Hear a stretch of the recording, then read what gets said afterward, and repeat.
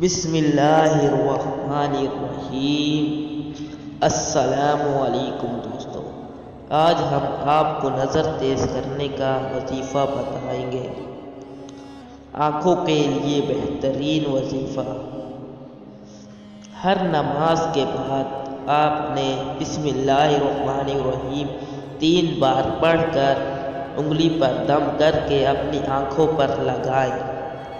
یہ عمل عمر بھر جاری رکھیں، انشاءاللہ بینائی کی کمزوری دور ہوگی، نیز سفید اور کالے موتی سے بھی حفاظت ہوگی۔